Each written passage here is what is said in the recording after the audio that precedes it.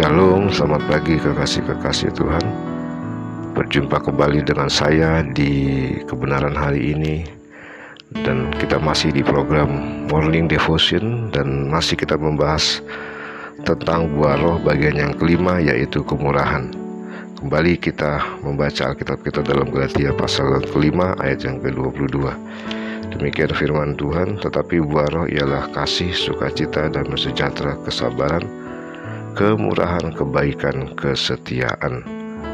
Seorang penyair terkenal, William Wordsworth, berkata, bagian terbaik dari kehidupan seorang manusia yang baik adalah kemurahan hati dan kasihnya yang sederhana, tak bernama dan tak diingat. Washington Irving menggambarkan hati yang pemurah dengan kata-kata yang indah. Hati yang pemurah adalah mata air kegembiraan, membuat segala sesuatu yang ada di sekitarnya disegarkan menjadi senyuman. Mark Twain mengatakan bahwa kemurahan adalah bahasa yang dapat didengar oleh orang yang tuli dan dilihat oleh orang yang buta. Rasul Paulus menggambarkan kasih orang-orang Kristen dengan berkata kasih itu sabar dan murah hati. 1 Korintus pasal 13 ayat yang keempat. Daftar buah roh yang disusun oleh Rasul Paulus memberikan gambaran verbal kepada kita mengenai seperti apa Yesus itu dan akan menjadi seperti apa para muridnya dengan pertolongan Roh Kudus. Kita bukan hanya harus memperkatakan pesan Kristus, melainkan juga menyatakan fakta bahwa ada Kristus di dalam diri kita melalui hidup yang kita jalani. Tindakan kita harus berbicara lebih keras daripada kata-kata kita. Kristus dikenal dengan kemurahan hatinya. Ada banyak contoh di Alkitab tentang kemurahan hati yang dinyatakan oleh Tuhan kita Yesus Kristus. Kristus menunjukkan kemurahan hatinya di pesta pernikahan ketika minuman anggur hampir habis. Kristus menunjukkan kemurahan kepada seorang janda di Nain yang putra tunggalnya meninggal. Kristus bermurah hati kepada seorang penderita kusta yang malang, yang melindungi kesembuhan dan perhatian manusia.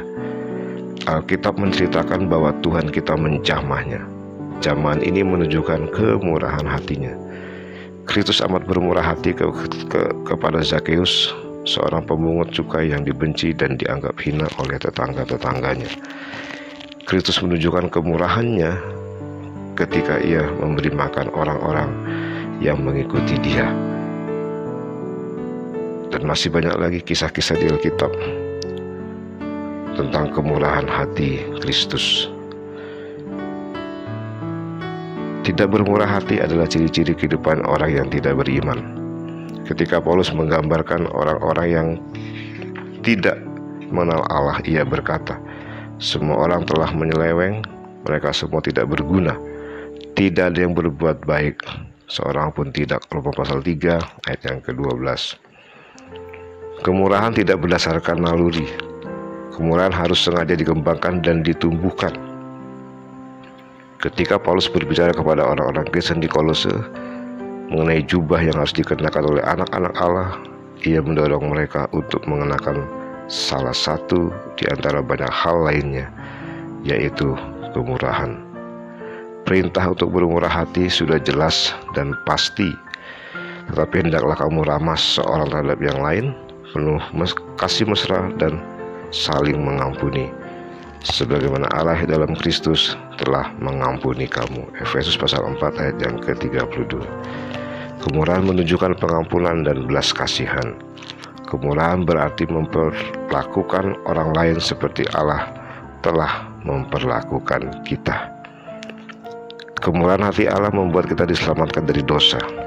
Tetapi ketika nyata kemurahan Allah, juru selamat kita dan kasihnya kepada manusia, pada waktu itu dia telah menyelamatkan kita bukan karena perbuatan baik yang telah kita lakukan, tetapi karena rahmatnya oleh permandian kelahiran kembali dan oleh pembaruan yang dikerjakan oleh Roh Kudus yang sudah dilimpahkannya kepada kita oleh Yesus Kristus juru selamat kita, supaya kita sebagai orang yang dibenarkan oleh kasih karunia-Nya berhak menerima hidup yang kekal sesuai dengan pengharapan kita.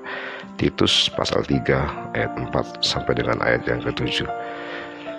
Allah akan terus berurusan dengan kita terkait dengan kemurahan ilahi. Setelah kita kita memasuki kekekalan nanti.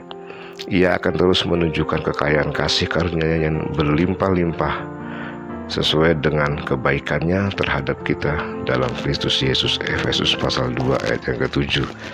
Karena Allah sudah begitu baik kepada kita, kita seharusnya menanggapinya dengan berbuat baik kepada orang lain. Berbaik hatilah kepada orang-orang lain sesuai tuntunan Roh, dan Anda akan mendapati hidup ini jauh lebih indah dan memuaskan. Puji Tuhan, demikian morning devotion pagi hari ini. Tuhan Yesus memberkati kita semua. Shalom.